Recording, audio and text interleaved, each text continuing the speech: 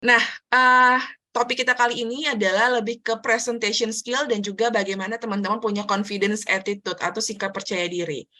Saya berharap teman-teman bisa merefleksikan ini dan menyeriusi mata pelajaran anak SMA banget sih, mata pelajaran menyeriusi topik pertemuan ini gitu ya, karena saya yakin bahwa teman-teman akan membutuhkan ini ke depannya dan ini akan jadi modal dasar teman-teman untuk bisa lebih profesional di kemudian hari.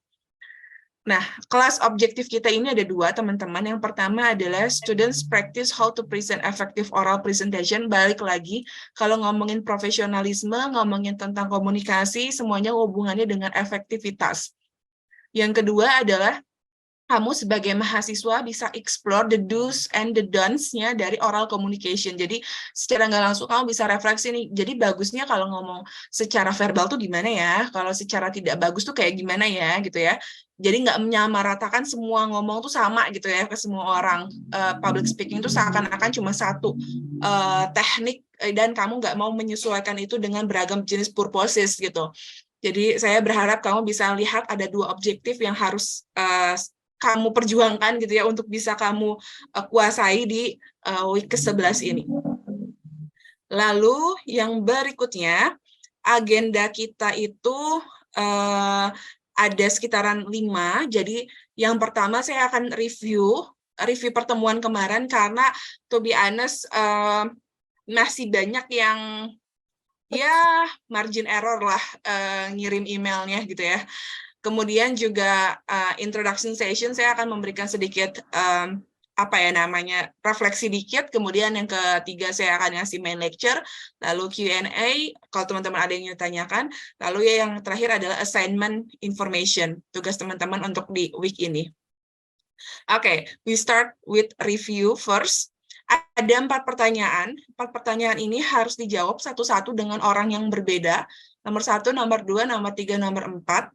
Gitu ya, saya ingin ngecek understanding-nya teman-teman. Ini nggak jadi ngejudge teman-teman jadi dalam artian, oh kamu pinter, kamu nggak pinter gitu ya. Nggak, saya ingin tahu seberapa seberapa mampu teman-teman mengelaborasi apa yang sudah saya ajarkan di pertemuan kemarin, kemudian teman-teman elaborasi dengan apa yang teman-teman refleksikan. Lalu berikutnya,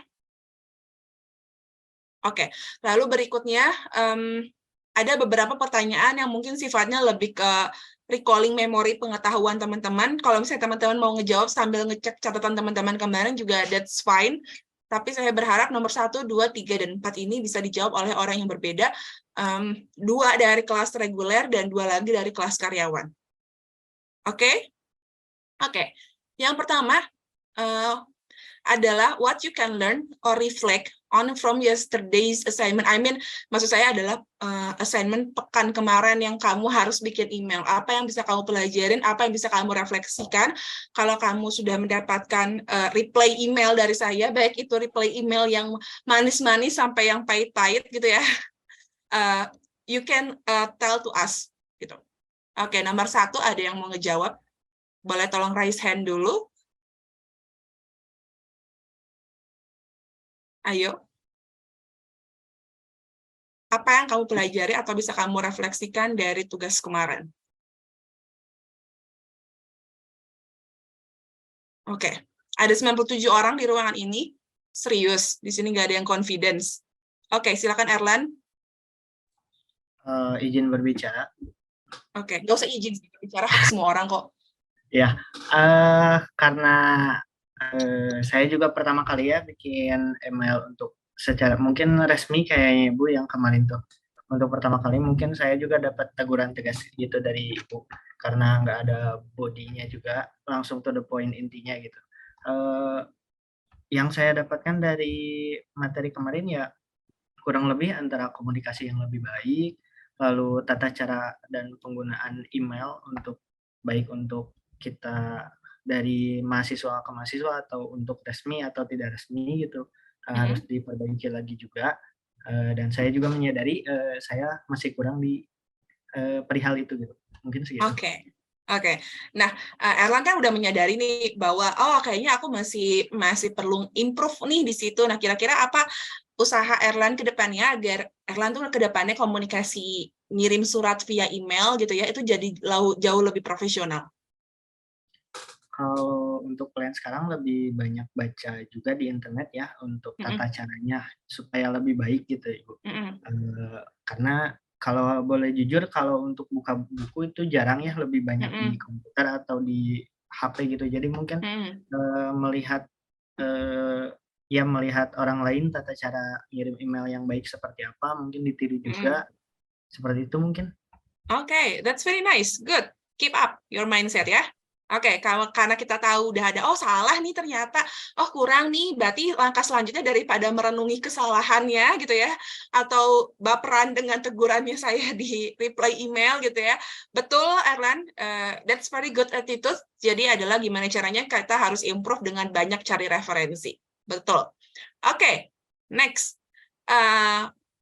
Tadi kan Erlan sempat nyebutin tentang body email gitu ya, ada yang ditegur karena subjek emailnya ngaco gitu kan. Sekarang pertanyaan saya adalah what are the components of professional email writing? Jadi harus ada komponen apa sih dalam ngirim email yang profesional? Boleh? Silakan. Oke, siapa ini? Nisa. Oke, silakan Nisa. 2 kelas reguler udah ya, berarti selanjutnya tinggal kelas karyawan. Pertama, subjek itu harus ada dan subjeknya itu detail buat apa gitu. Terus yang kedua, salam pembuka, identitas diri, tujuan ngirim email, habis itu acaranya secara detail gitu isinya, kemudian penutup. Oke. Kalau penutupnya harus ada kayak gimana, Miss? Kayak kalau misalkan pertama kali ngirim email sincerely dengan nama kita dan jabatan. Habis itu kalau selanjutnya regards nama kita lalu jabatan. Oke, betul. Sip, terima kasih Nisa sudah recall apa yang saya sampaikan di pekan kemarin. Sama-sama. Oke, jadi teman-teman semuanya, dalam kamu mengirim email yang profesional, pastikan kamu menulis subjek email. Subjek email tuh judul di emailnya. Emailnya tuh ngomongin apa sih? Jadi dia kayak seakan-akan overview orang sebelum dia baca body email, dia bisa ngecek, oh email ini adalah pengajuan proposal gitu. Nah, subjek email tuh jangan terlalu panjang gitu. Kecuali memang orang yang memintanya, kayak kemarin saya itu teman-teman punya formatnya. Tapi kalau misalnya teman-teman ternyata mengirimkannya untuk kebutuhan keseharian teman-teman, pastikan di subjek email itu adalah bukan kalimat sih, tapi kayak kalau tulisan tuh kayak judul gitu ya, judul atau header yang memang dia represent apa yang teman-teman akan sampaikan. Nah, kalau body email yang tadi dibahas sama Nisa gitu, ada salam pembuka, jangan tiba-tiba langsung saya mau ngajuin ibu jadi pembicara ya gitu ya, nggak kayak gitu juga gitu. Kemudian salam pembukanya pun juga harus kontekstual gitu kan. Saya juga pernah bilang ke beberapa teman-teman, jarang sekali menggunakan kata halo dalam ngirim email. Kemudian teman-teman juga mengusahakan untuk lebih universal. Kata-kata assalamualaikum itu biasanya cenderung jarang. Kenapa? Karena kita belum tahu nih yang ngirim emailnya tuh orangnya agamanya apa gitu ya, kecuali teman-teman udah tahu agamanya apa gitu ya. Tapi kemungkinan tuh biasanya jarang. Kemudian di beberapa email yang saya temukan adalah tiba-tiba langsung kepada Farhana Fitria gitu kan. Menurut saya itu agak kurang etiket dalam artian kesantunan. Kenapa? Karena di bahasa Inggris pun gitu ya, ada kata atau panggilan sapaan, Miss, Mrs, atau Mister gitu. Kenapa kalian nggak manggil saya dengan panggilan yang serupa gitu? Misalnya kalian bisa manggil saya dengan kakak, mbak gitu, atau ibu gitu kan, yang emang lebih ada panggilan sapaan selayaknya etiket di budaya Asia gitu. Nah, hal-hal kayak gitu tuh adalah yang bikin email teman-teman jadi profesional. Termasuk adalah perhatikan space-nya teman-teman. Karena pas masuk ke email saya, space-nya tuh berantakan banget. Jadi kalau mau coba ngirim email, sebelum teman-teman klik send, itu teman-teman cek dulu nih, ini enak nggak dibaca, Coba berempati sama yang ngebaca si email itu gitu. Ada typo enggak? Ada kata-kata yang bertele-tele enggak gitu. Karena email ini karena profesional dan formal, biasanya ini jadi pembuka pintu pertama teman-teman sebelum teman-teman akan mendapatkan kesempatan-kesempatan berikutnya. Contohnya, kalau misalnya teman-teman harus ngirim proposal ke perusahaan, ngirim proposal ke orang lain, gitu kan, proposal ke dosen teman-teman, kebayang tuh, kalau si emailnya teman-teman tuh ternyata banyak banget typo-nya gitu ya, atau space-nya tuh berantakan, pasti nggak akan kebaca gitu. Jadi make sure teman-teman tuh lebih empati sama hal-hal detail seperti itu, nggak cuma tentang isinya doang gitu. Nah, itu adalah komponen dalam professional email writing. Nah, nomor 3, kayaknya ini nggak bisa dijawab sama kelas karyawan deh, karena yang dapat ini adalah yang kemarin kelas reguler. Ada yang mau share ke teman-teman kelas karyawan, explain 5C yang saya sebutin dalam syarat dalam komunikasi. Please raise hand.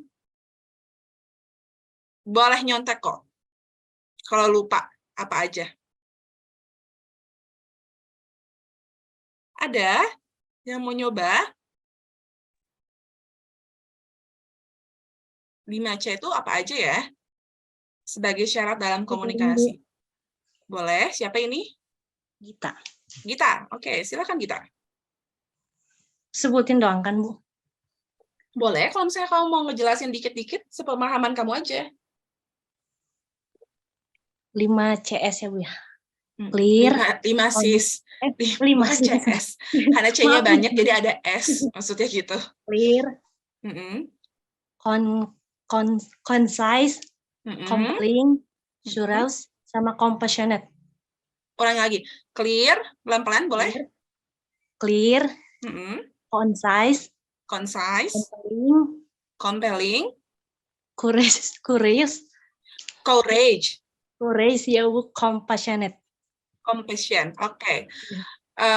Mungkin ada yang, mungkin kamu bisa coba jelasin yang paham menurut kamu tuh apa? Dari 5C itu. Kalau yang clear kayak secara langsung tanpa salah menafsirkan atau bereaksi secara emosional. Bersikap jelas ya, Bu ya? Kalau Jelas, clear. oke, sip. Yang kedua? Kalau yang kedua, concise itu kayak buat ringkasan, to the point. Bisa, oke. Compelling? Compelling,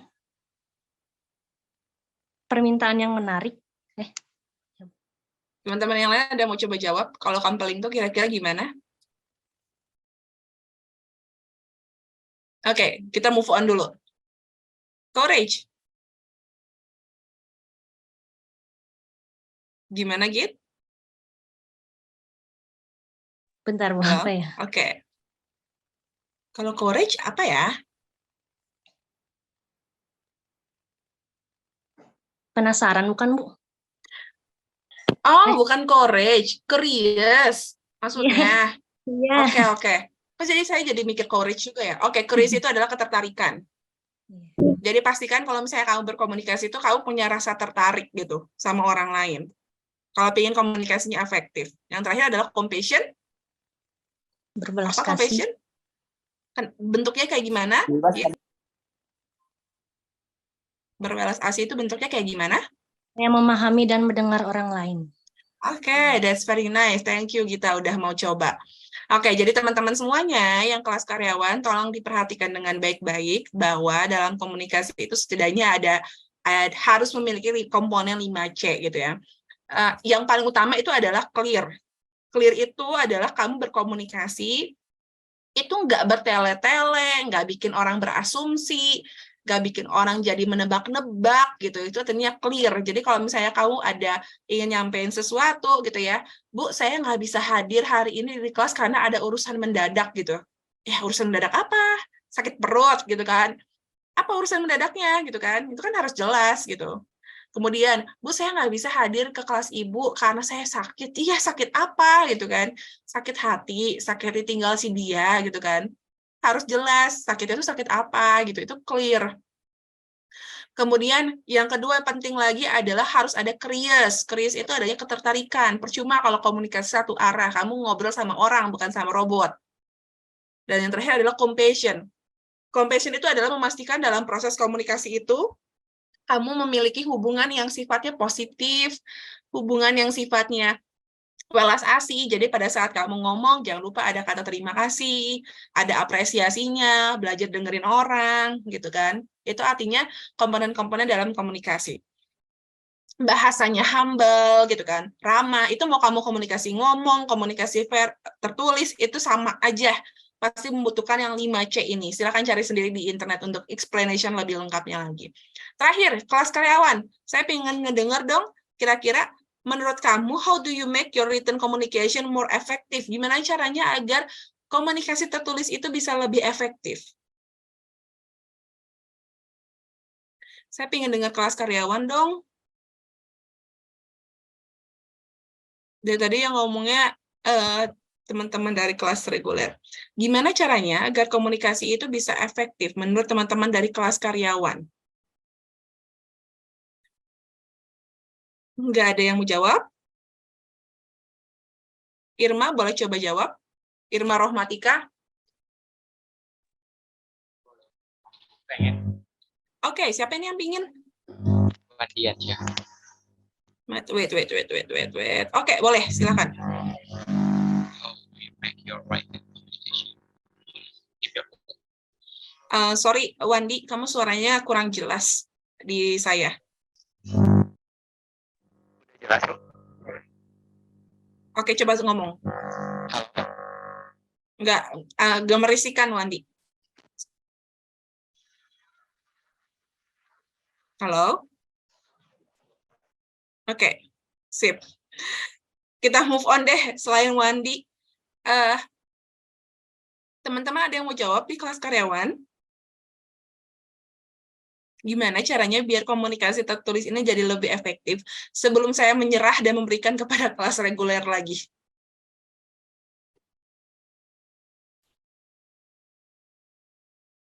Haris mau coba jawab? Boleh, Bu. Oke, gimana Riz? Caranya biar komunikasi tertulis itu efektif, nggak cuma email, WA juga. Kalau menurut saya, Bu, cara agar komunikasi lebih efektif itu kita memahami dulu, Bu, apa yang akan dikomunikasikan, Bu. Jadi nggak asal materinya gitu, Bu. Nggak asal kirim. Nggak ke kiri, nggak ke kanan gitu, Bu. Oke, nggak ke kiri, Ya, ke kanan. benar. Jadi nggak asal kirim gitu ya, maksud Haris. Ya. Terus apa lagi, Riz? bahannya berbagi, Bu. Sorry? Nggak asal ceplos. Oh, oke. Nggak asal ceplos. Berarti harus Berbagi. dipikirin kan? Mau ngomong apa? Mau nulis Ya. apa? Sorry, maksud saya. Ya, Bu. Oke. Terus apa lagi, Riz? Ada lagi? Ya. Lagi. Sopan santun, Bu. Oke. Gimana sopan santunnya? Dalam komunikasi tertulis. Kan ini nggak ngomong Kayak komunikasinya. Kayak mulai dengan salam gitu, Bu. Terus mengajukan diri untuk memperkenalkan dirinya gitu, Bu. Oke. Sip. Ada lagi, Haris? Idenya? Ada lagi cukup? Terus penutup, Bu. Oke. Kenapa? Harus ada apa? Penutupnya. Oke, penutupnya harus gimana tuh? Kalau ada salah, penutupnya harus ya baku gitu, Bu. Dapat dicerna. Oke, sip. Oke, jadi jawaban Haris itu betul. Ya, Cuma Bu. saya mungkin mau meringkas aja sih biar teman-teman lebih paham. Jadi untuk bisa memastikan bahwa komunikasi tertulis teman-teman efektif, sama-sama Haris. Teman-teman balik lagi ke jawaban nomor 3. Pastiin teman-teman punya 5C itu. Kemudian yang paling penting lagi adalah pastikan adanya kerapihan. Jadi kalau nulis tuh jangan padat-padat gitu kata-katanya tuh. Maksud padat tuh adalah kalian tuh nggak ada space, mau ke paragraf kedua tuh nggak ada space-nya lagi gitu kan. Jadinya orang bacanya jadi kayak ini tuh maksudnya gimana sih gitu. Nyaman gak sih gitu. Nah, hal-hal yang kayak gitu itu penting. Jadi dalam semua komunikasi tertulis, mau kamu nulis email, mau kamu nulis pakai WA, mau kamu bikin buku, mau bikin modul, bikin panduan, semuanya berhubungan dengan yang namanya aspek kerapihan. Jadi mulai dari sekarang kamu refleksi WA-nya kamu nulis ke orang lain tuh kayak gimana.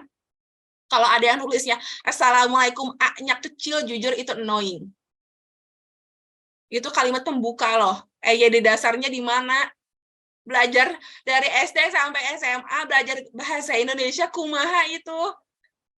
Manggil Bu Hana, B-nya kecil, itu jujur nggak enakan, teman-teman, karena nggak rapih.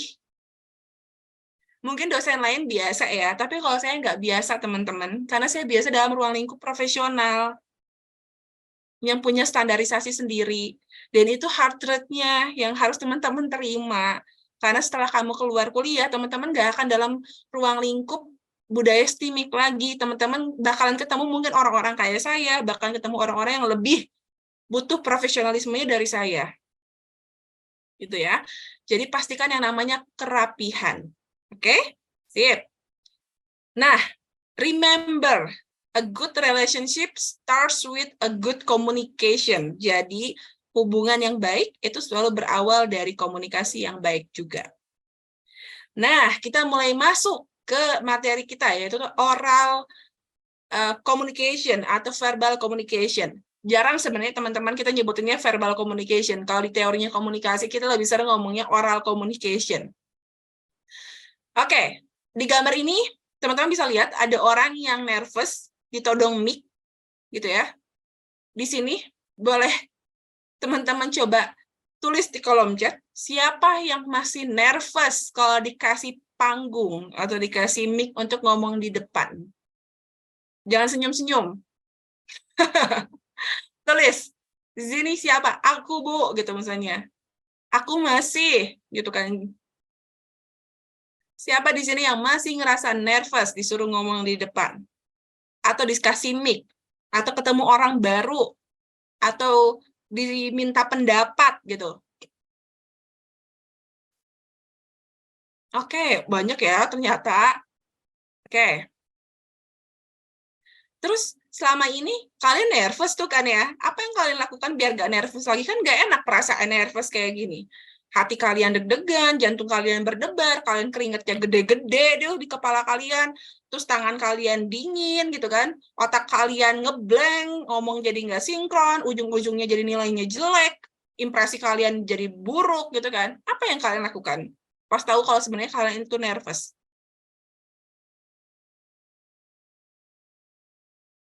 Gitu. Apa yang harus kalian lakukan? Diem aja? Nggak ada perubahan?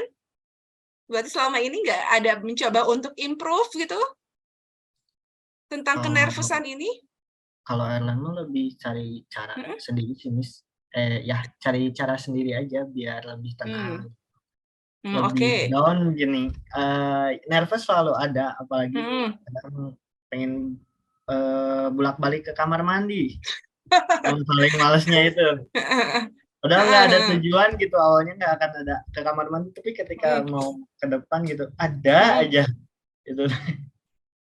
Ya, dan akhirnya lebih, jadi nervous aja gitu ya? Ya, akhirnya lebih ya duduk lebih tenang, lihat suasana dulu, memahami konteks pembicaranya dulu, kalau udah paham baru ke depan. Oke, gitu. Good. Oke, kalau saya bisa nyimpulin, Erlan adalah strateginya dengan relaxation management atau stress management, betul Erlan? Ya, mungkin soalnya kurang tahu, yang jelas itu yang saya lakukan gitu kalau misalnya nervous. Betul, itu adalah salah satu teknik dalam persiapan oral communication, yaitu adalah memastikan kamu tenang. Dan tenang itu sesuatu yang sifatnya harus kamu latih dan harus kamu refleksikan secara pribadi. Betul? Oke, good. Oke, sekarang saya ingin ngebahas lebih lanjut lagi. By the way, di saya ada waktu 8 menit 26 detik, jadi nanti kalau misalnya tiba-tiba mati, tolong pindah ke link yang berikutnya ya. Oke, next. Apa ini gak mau next ya? Oke, nah karena mayoritas di sini pada bilangnya, oh menatap mata audiens gitu ya, berdoa, oke, mencoba tenang dan fokus, oke, aku malu-maluin gitu ya, yang ngomong lebih malu-maluin ya, karena nggak ngomong di depan. Kalau kamu bisa ngomong di depan, sedangkan orang lain bisa ngomentarin, berarti yang ngomentarin yang malu-maluin. Takut menatap mata audiens, iya kayaknya matanya keluar laser ya, kayaknya audiens ini, makanya semuanya takut. Nah, di dalam oral communication atau verbal communication, 3 hal yang sering menjadi kendala kita semua, gitu ya, nggak cuma tentang kamu doang, saya pun juga sering mengalami, itu adalah terkait pertama, kamu tidak bisa mengelola kecemasan kamu. Kamu tidak bisa mengontrol gugupnya kamu. Padahal itu adalah hal yang paling dasar dan hal yang paling bisa dikendalikan. Kebayang, diri kita aja nggak bisa dikendaliin, gimana mau ngendaliin audiens? Mustahil, teman-teman. Diri kamu aja nggak tahu kamu nervous karena apa dan harus gimana kamu mau deliver materi yang memang breakthrough, breathable, yang gorgeous gitu kan, percuma gitu, nggak akan mungkin. Jadi yang pertama dan utama adalah kendalikanlah dirimu. Yang kedua adalah nggak nguasain teknik.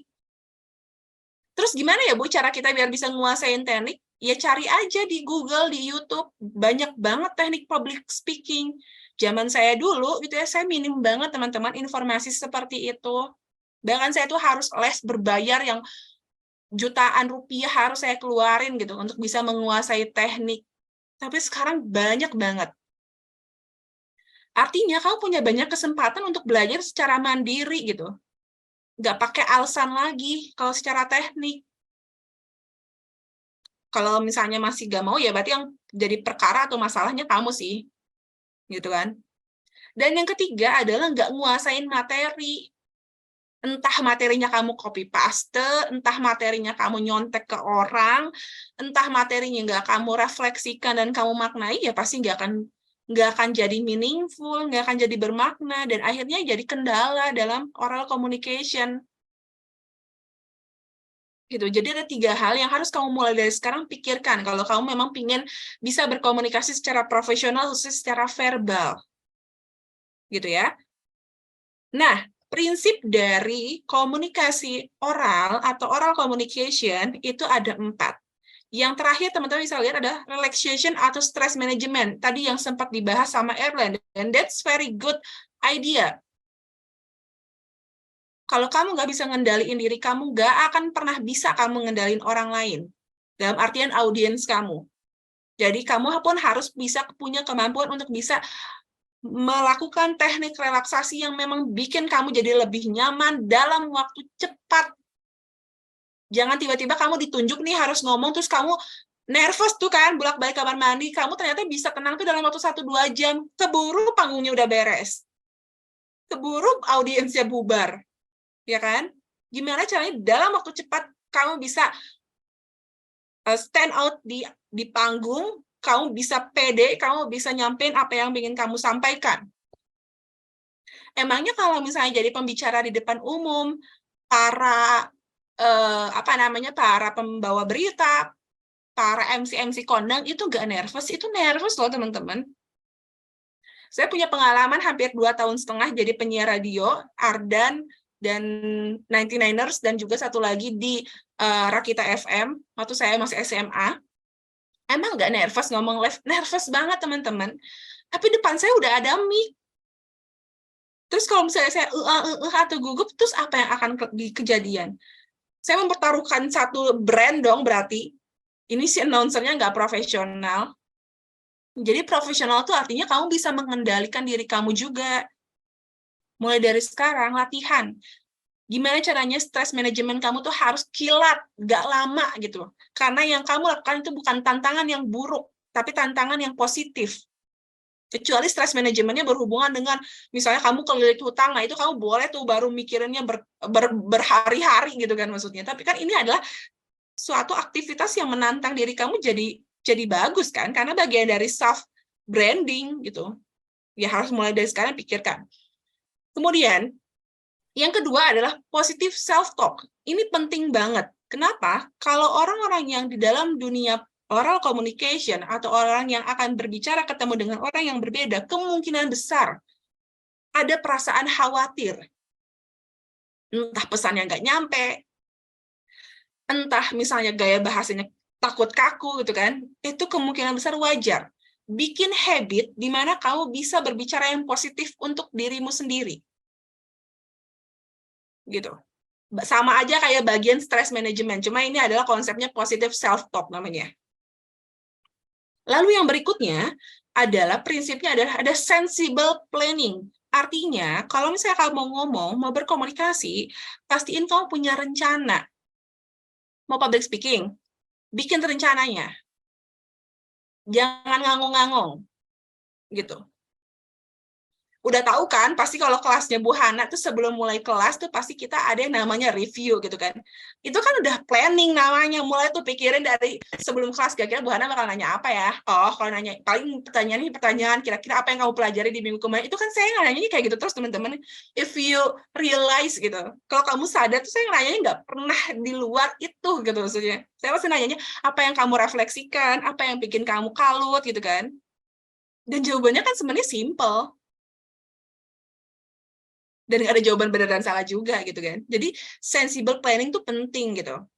Dan yang terakhir ada role rehearsal. Jadi kamu sebelum kamu tampil tuh, kalau misalnya kamu nanti ada tampil public speaking, rehearsal dulu kamunya. Kayak gladi resik gitu, tapi sama diri kamu sendiri gitu. Kadang kalau misalnya saya harus ngomong, jujur sebenarnya saya juga cukup tertantang kalau saya diharuskan ngomong atau secara penuh dalam waktu 2 jam pakai bahasa Inggris full gitu ya. Itu beberapa kali saya sering kejadian ada pelatihan yang seperti itu. Karena audiensnya lintas negara. Sehari sebelum, tuh saya pasti ngomong sendiri, teman-teman. Full bahasa Inggris dan membayangkan di depan saya tuh audiensnya akan seperti apa. Oh, kayaknya ada orang India. Orang India aksennya kayak gini. Oh, kalau di sini ada orang Korea. Orang Korea agak susah memahami bahasa Inggris British. Oh, kalau di depan saya di sana ada orang Amerika, kemungkinan besar dia akan paham dengan aksen saya. Gitu loh, saya tuh ngebayangin, teman-teman. Atau kalau misalnya saya disuruh jadi pembicara dengan stage yang cukup besar, saya ngebayangin juga gitu. Oh, stage-nya akan sebesar apa, kemudian saya akan geraknya kemana, itu saya lakuin. Itu namanya role rehearsal. Gitu ya. Oke. Ini udah less than 1 minute, nanti teman-teman kita pindah ya habis ini. Jadi, selain itu, ada lagi 3 hal yang harus banget kamu kuasai. Ini udah harusnya tuh pakai bangetnya, udah bukan banget lagi, tapi BGT gitu ya, banget gitu. Ini yang beneran harus banget kamu kuasai. Dalam oral communication, kamu harus tahu konten, kamu harus tahu desain, kamu harus tahu delivery. Kamu harus menguasai 3 hal. Jadi itu beneran yang kayak, ini benar-benar harus kamu ingat banget kalau kamu pengen menguasai komunikasi interpersonal secara verbal. Beda dengan written communication yang lebih menuntut kerapihan, kalau di dalam oral presentation kamu lebih leluasa sebenarnya. Karena kamu nggak akan dicek EYD-nya, kamu nggak akan dicek grammar-nya. Tapi justru yang akan dicek sama orang itu adalah dia paham nggak sih dengan materi dia paham nggak sih dengan apa yang dia omongin, jangan-jangan asbun nih orang ngomong gitu kan, atau asal bunyi. Jadi make sure adalah yang pertama adalah kamu paham konten. Lalu yang berikutnya adalah kamu tahu desainnya. Desain itu artinya kalau kamu harus menggunakan PowerPoint, pastikan PowerPoint itu adalah sesuatu yang sifatnya visual banget gitu. Sesuatu yang menarik gitu untuk bisa dilihat orang, bukan PowerPoint yang banyak GIF gitu kan, GIF gitu kan, yang jadinya berantakan dan rame gitu kan, atau PowerPoint yang kurang tertata gitu dan sebagainya. Jadi kamu bisa memastikan bagaimana setidaknya dia simple tapi cukup concise gitu. Dan kalau tidak menggunakan PowerPoint, cara kamu ngomong itu harus storytelling.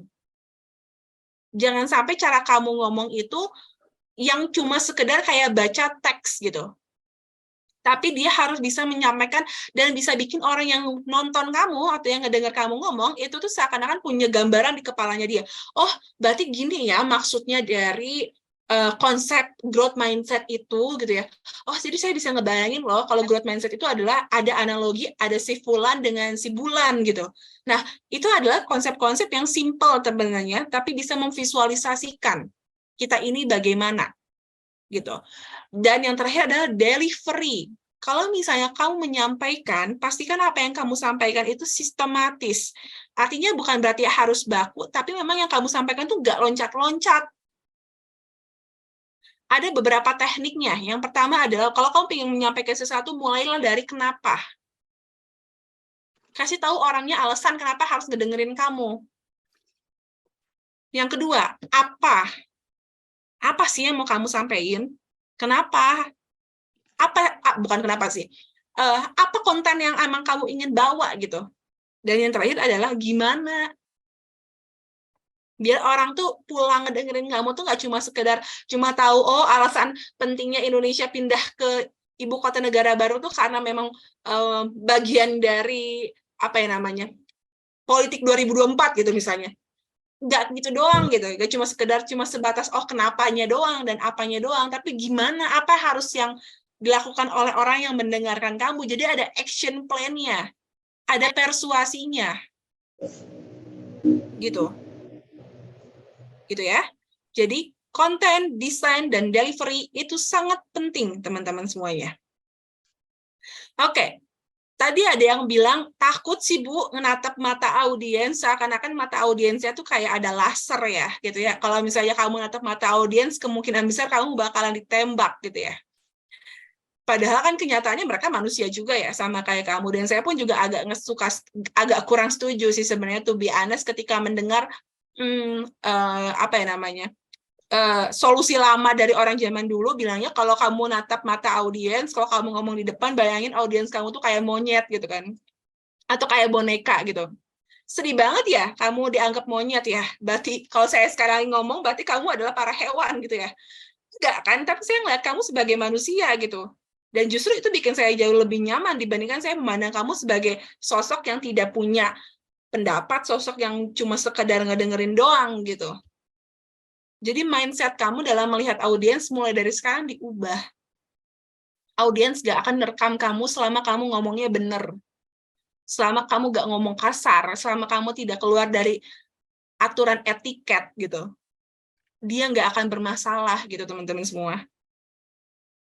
Dan untuk mengetahui audiens kamu, pastikan kamu tahu purpose-nya kamu ngomong. Andika, Riki, sama Ari seru banget ngomongnya. Oke. Pastikan kamu tahu tujuan kamu tuh ngomong untuk apa, gitu ya. Untuk ngasih tahu, to inform, to persuade, to inspire, to teach. Kalau saya sekarang adalah to teach. Untuk ngajarin.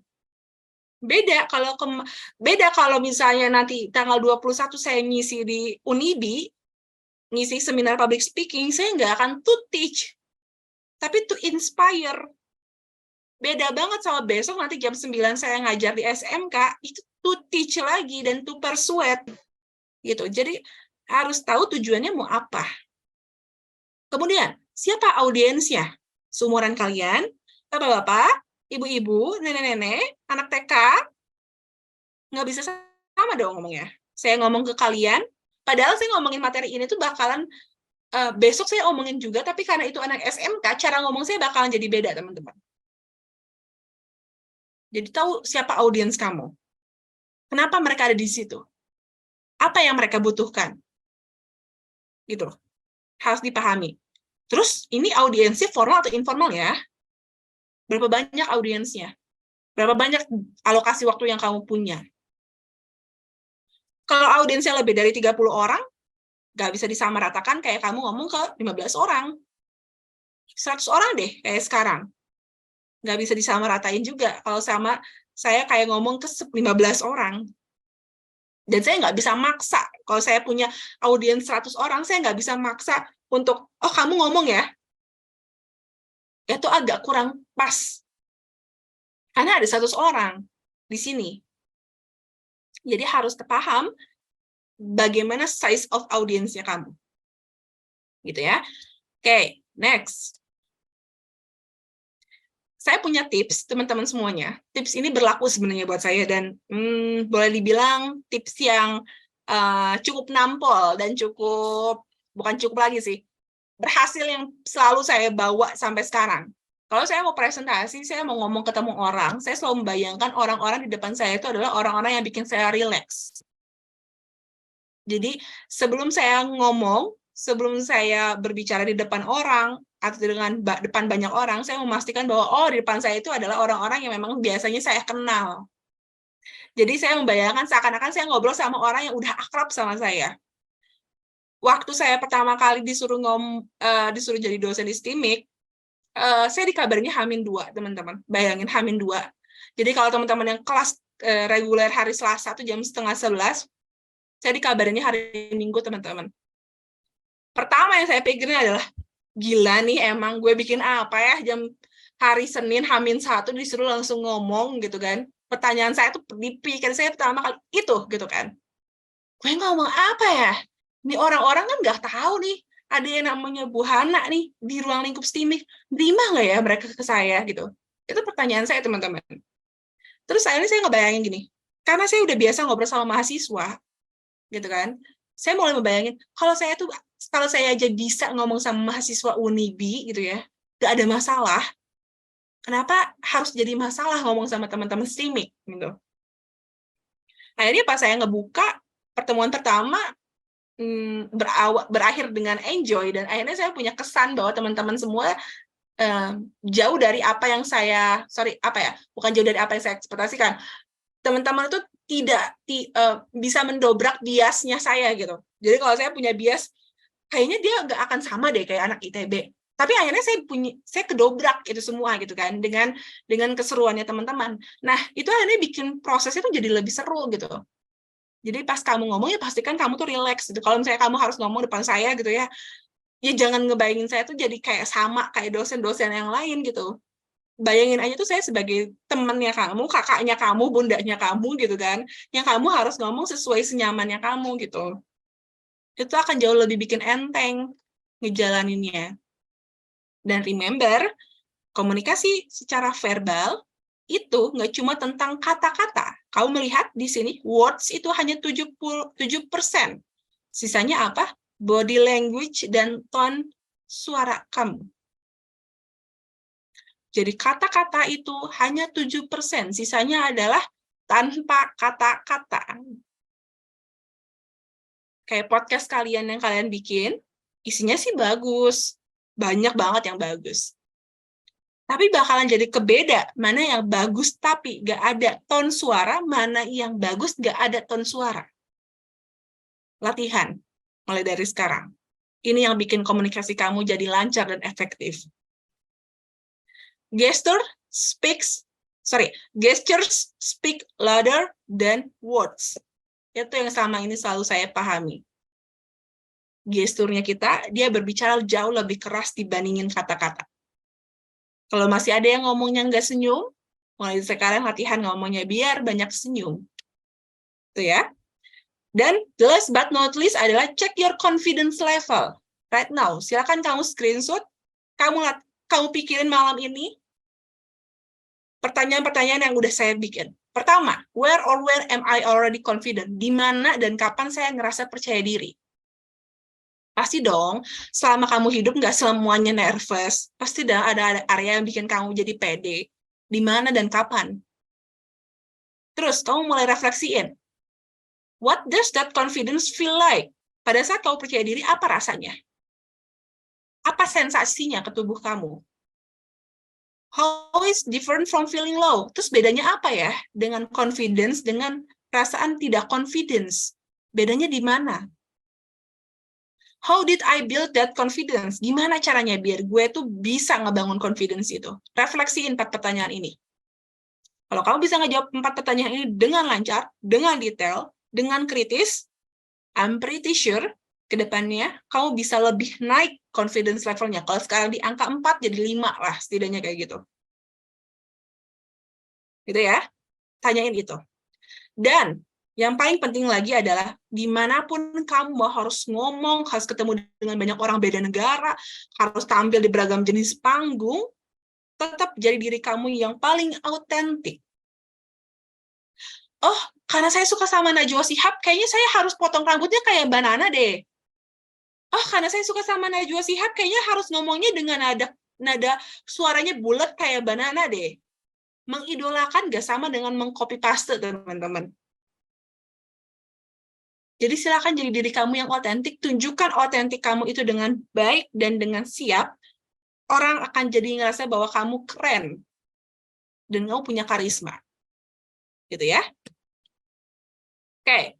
Kalau kata Chris J. Anderson yang saya kirim kemarin ke teman-teman, video TED Talk-nya adalah presentation literacy isn't an optional extra for the few. It's a core skill for the 21st century. Jadi kesimpulannya adalah kalau tidak mempelajari kemampuan oral communication dan kemampuan presentasi sama dengan kamu tertinggal. Karena itu adalah keterampilan paling dasar di abad ke-21. Kalau next meeting yang ngomong Erlan lagi, Erlan tolong bantu saya untuk tunjuk teman yang lain ya. Kalau selain Erlan, Nisa, dan Dio nih, biasanya juga ada Sadia, kayak Sadia lagi memberikan kesempatan kepada teman-teman yang lain. Kita mulai pikirin ya, Erlan, Dio, siapa lagi, Sadia, dan Nisa, siapa orang berikutnya harus kita tunjuk ya. Gitu ya, saya nggak pingin cuma 4 orang itu lagi. Kalau di kelas karyawan yang Selasa biasanya yang paling sering ngomong tuh Haris gitu ya. Riz, nanti kita tunjuk Riz, siapa orang berikutnya yang harus ngomong. Gitu ya, kasih kesempatan. Jangan cuma itu-itu aja. Kadang kalian udah punya bukti nih selama 11 pertemuan yang ngomong itu aja orang-orangnya. Berarti kan kalian pasti udah mulai berpikir ya, selama ini gue kemana aja gak ngomong gitu kan. Ini yang ngomong orangnya itu lagi, berarti harus mulai mikir, oh kayaknya gue kesempatan harus coba nih gitu. Mulai beraniin diri. Tadi saya bilang ke teman-teman anak SMK, saya bilang kayak gini, life change when we change. Hidup tuh berubah kalau kitanya juga berubah. Jadi jangan pernah berharap akhir tahun kamu ngerasa bahwa wah kayaknya gue hidup udah nyaman aja nih 2023, kayaknya gue berhasil resolusinya, atau kamu tiba-tiba meratapi nasib gitu ya di bulan ke-6 ini gitu ya. Ya nggak akan ada perubahan kalau kitanya juga nggak berubah. Life change when we change. Gitu. Jadi mulai sekarang, mulai besok beraniin diri. Gitu ya, teman-teman semuanya. Nah, assignment. Saya nggak tahu apakah teman-teman sudah bisa memprediksi assignment-nya apa. Tapi ada 2 assignment, tapi yang satu opsional, yang satu mandatory. Mandatory itu artinya wajib. Yang opsional, teman-teman bikin Instagram story atau key takeaways kayak biasa, itu opsional ya. So you don't have to do this kalau misalnya teman-teman ngerasa nggak perlu gitu ya. Tapi make sure teman-teman udah screenshot pertemuan hari ini, karena memang itu yang akan jadi audit teman-teman dari UTS sampai ke UAS. Audit kehadiran. Yang kedua, yang mandatory adalah saya pingin teman-teman untuk bikin Instagram Reels maksimal 3 menit, kamu cerita topik yang favorit kamu. Ingat ya, topik favorit kamu. Jadi kalau misalnya Haris seneng bola, mangga, cerita aja. Erlan seneng drakor, boleh gitu ya. Kebalik ya, harus ya. Sadia cerita tentang sejarah Nabi, silahkan gitu. Dio pengen cerita tentang Blackpink, monggo gitu kan. Terserah, yang penting itu adalah topik favorit kamu. Tapi saya pingin nitip cara kamu nanti presentasinya, refleksikan tentang apa yang sudah kamu pelajari hari ini. Gitu. Tag ke Instagram saya, tag ke Steamik, karena kalau kamu nggak nge-tag, kemungkinan besar saya nggak akan bisa ngasih feedback. Gitu ya. Jadi jangan salahin saya kalau misalnya kamu nggak dapat feedback. Sekarang gampang ya buat bikin konten-konten Reels. Maksudnya kemarin juga saya pernah coba bikin sendiri, iseng-iseng di Instagram saya, pakai CapCut gitu kan. Dan ternyata mudah banget masukin subtitle. Nah, teman-teman pun juga bisa gitu ya, memvariasikan hal seperti itu. Silakan lakukan secara kreatif. Deadline-nya Selasa besok sebelum jam 7. Maksimal 3 menit ya. Maksudnya kamu ngomong semenit juga oke, cuma maksudnya jangan ngomong cuma 5-10 detik juga, tuh assalamualaikum udah beres gitu kan. Pokoknya gimana caranya maksimal 3 menit, saya nggak bikin minimal, tapi kamu think logical aja gitu ya, maksudnya gimana caranya kalau presentasi kamu atau cerita kamu tuh jadi sesuatu yang emang menarik. Postnya di Instagram Reels kamu ya. Gak usah mikirin kata orang. Gak usah mikirin teman-teman kamu, karena teman-teman Steamik kamu yang lain juga bakalan kejadian. Nanti yang kelas Kamis dan kelas Jumat. Gitu ya, kebetulan aja kamu duluan. Oke? Kebayang harus ngapain? Belajar untuk share atau oral presentation dalam waktu maksimal 3 menit. Oke? Thank you teman-teman semuanya. Udah jam 19.27, ternyata selesai lebih cepat. Sebelum saya menutup, mungkin ada yang mau ditanyain dulu atau ada yang kurang paham?